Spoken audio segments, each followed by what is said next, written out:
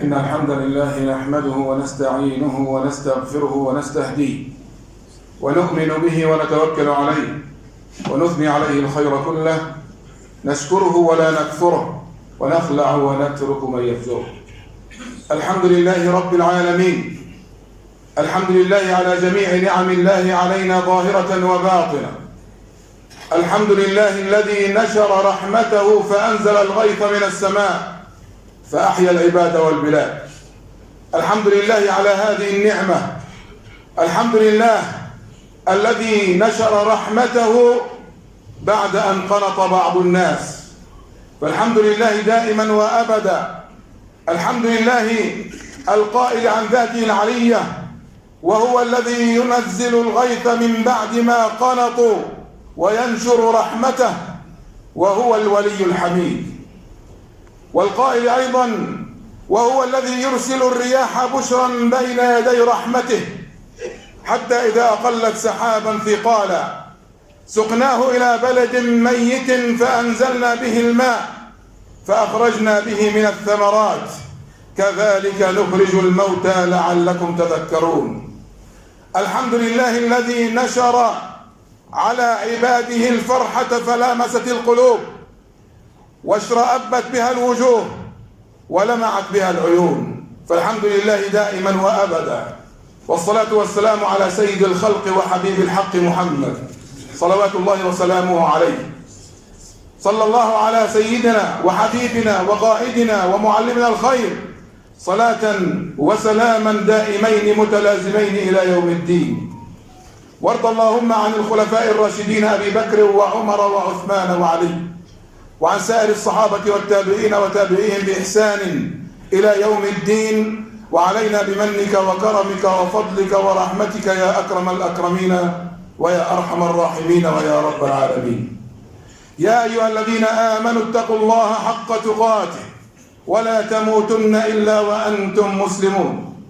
يا أيها الذين آمنوا اتقوا الله وقولوا قولا سديدا يصلح لكم أعمالكم ويغفر لكم ذنوبكم، ومن يطع الله ورسوله فقد فاز فوزا عظيما، فاللهم اجعلنا من الفائزين يا رب العالمين. أما بعد، يقول الحق سبحانه وتعالى: يا أيها الذين آمنوا. الكلام لكم أنتم أيها الإخوة، فإن كنتم من الذين آمنوا فارعوا لهذا الكلام سمعكم.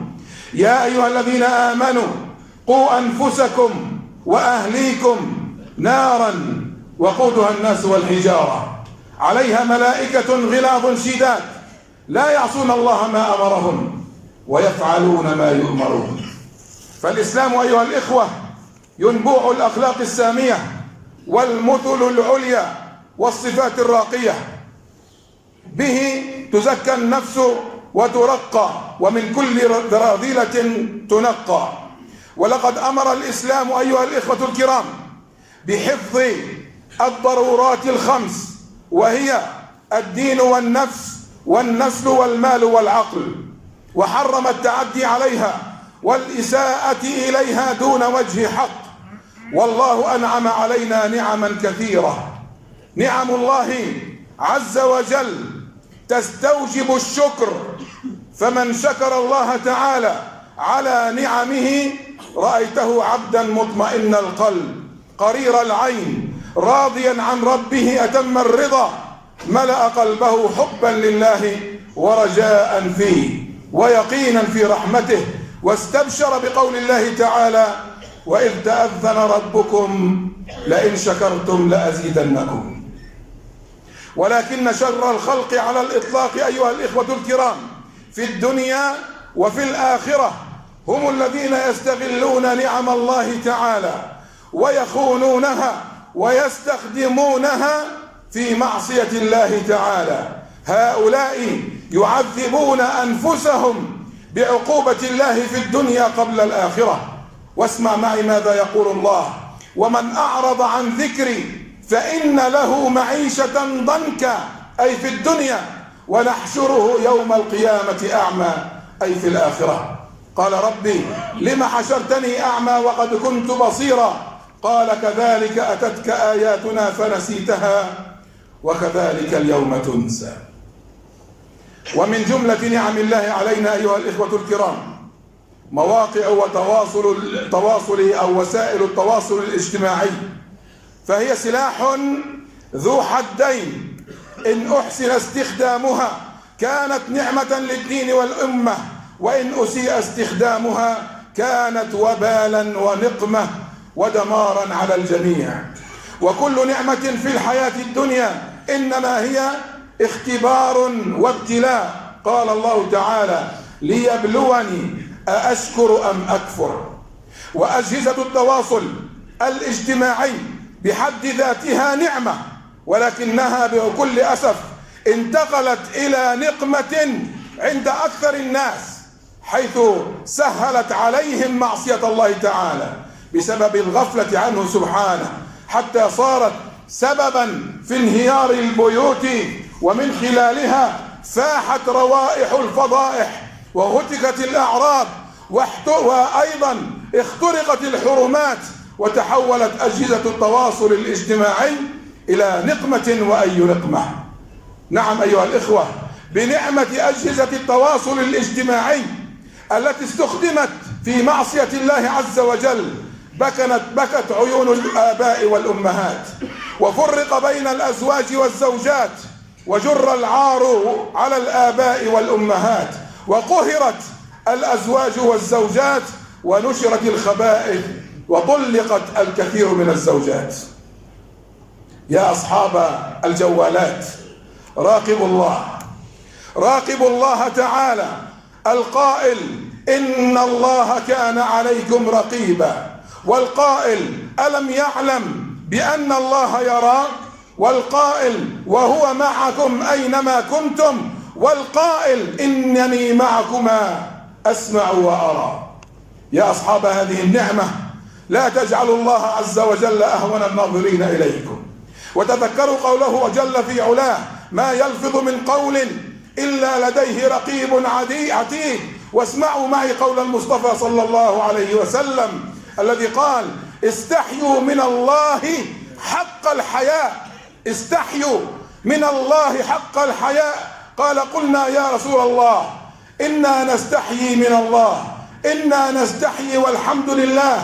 قال: ليس ذاك، ولكن الاستحياء، واسمع معي ماذا يقول لك عليه الصلاة والسلام: ولكن الاستحياء من الله حق الحياء أن تحفظ الرأس وما وعى، والبطن وما حوى، ولتذكر الموت والبلى، ومن أراد الآخرة ترك زينة الدنيا، فمن فعل ذلك فقد استحيا من الله حق الحياء. عباد الله، سنموت، وهو الموت بين أظهرنا، سنموت أيها الإخوة، وبعد الموت ماذا سيكون؟ سيكون هناك بعث. سنموت، وبعد الموت سنبعث، وبعد البعث سنحشر، وبعد الحشر سنسأل، وبعد السؤال إما إلى الجنة وإما إلى النار. فمن أي الفريقين نحن؟ لا تجعلوا نعم الله عليكم سببا لسخطه عليكم، لا تجعلوا نعم الله عليكم سخطا أو سببا لسخط الله عليكم. بيوتنا أيها الإخوة صارت في خطر عظيم بسبب هذه الوسائل، وسائل التواصل أو التقاطع أو التشرذم أو الابتعاد عن الله عز وجل.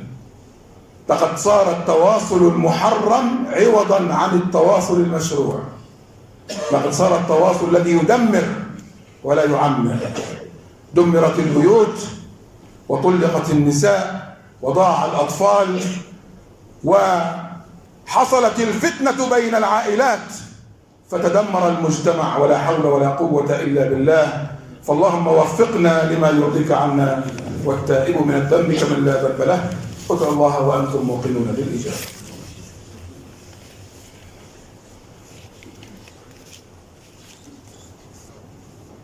الحمد لله وكفى، والصلاة والسلام على عباده الذين اصطفى، وعلينا بمنك وكرمك وفضلك ورحمتك يا أكرم الأكرمين ويا أرحم الراحمين ويا رب العالمين. أما بعد، فيا عباد الله، قولوا لكل من أساء استعمال هذه النعمة فكان سببا في انحراف النساء، وسببا في الطلاق، وسببا في إفساد الحياة والحياء، وسببا في انحراف الرجال والأطفال والشباب وإعراضهم عن بيوتهم وعما أحل الله لهم. قولوا له تذكر قول الله تعالى: إن الذين فتنوا المؤمنين والمؤمنات ثم لم يتوبوا فلهم عذاب جهنم. إن الذين فتنوا المؤمنين والمؤمنات ثم لم يتوبوا فلهم عذاب جهنم ولهم عذاب الحريق. وقولوا له تذكر قول الله تعالى: إن السمع والبصر والفؤاد كل أولئك كان عنه مسؤولا. وتذكر قول الله تعالى: يا أيها الذين آمنوا لا تتبعوا خطوات الشيطان ومن يتبع خطوات الشيطان الله يقول لك فإنه يأمر بالفحشاء والمنكر ولولا فضل الله عليكم ورحمته ما زكى منكم من أحد. نعم، ولكن الله يزكي من يشاء والله سميع عليم. قولوا له: ألم نجعل له عينين ولسانا وشفتين؟ أليس الذي أعطاك العينين بقادر على أن يسلبك هذه النعمة؟ بلى والله قادر. أما تعلم بأنه قادر على سلب نعمة البصر ونعمة النطق ونعمة السمع وأنت لاهٍ بعيد عن طريقه وعن آياته وعن سنة رسوله صلى الله عليه وسلم؟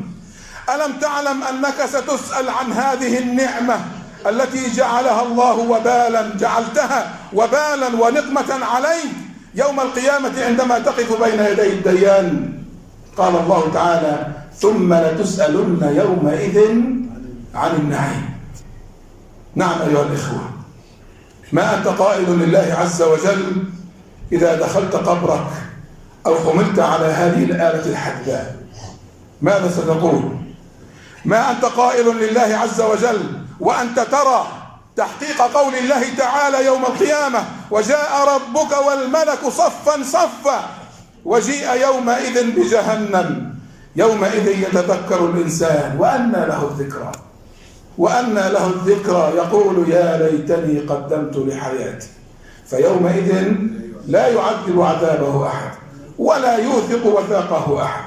فيا صاحب الجوال ويا صاحبة الجوال، لنتقي الله فيما أسبغ علينا من نعم قبل أن نندم ولا ينفعنا الندم، ولنتذكر قول النادم: قال رب ارجعون. لماذا؟ قال رب ارجعون لعلي أعمل صالحا فيما تركت. اللهم ردنا إلى دينك ردا جميلا، اللهم ألف بين قلوبنا وانزع الغل والحقد والحسد من صدورنا، اللهم ردنا إلى دينك يا ربنا، اللهم أكرمنا بتوبة نصوح، اللهم استر على أبنائنا وعلى بناتنا وعلى عائلاتنا، وانزع من بيننا كل شرك وكل ضغينة يا رب العالمين. اللهم إنا نسألك رضاك والجنة ونعوذ بك من سخطك والنار. اللهم ارحم ضعفنا واغفر ذنبنا واجبر كسرنا وتول أمرنا.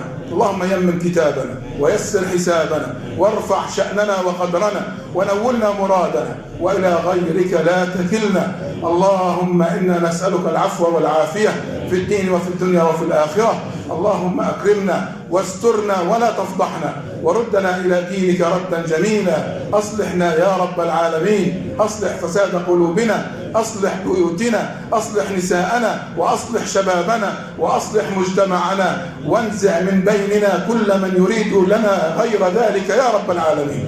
اللهم ارحمنا فإنك بنا راحم ولا تعذبنا فإنك علينا قادر.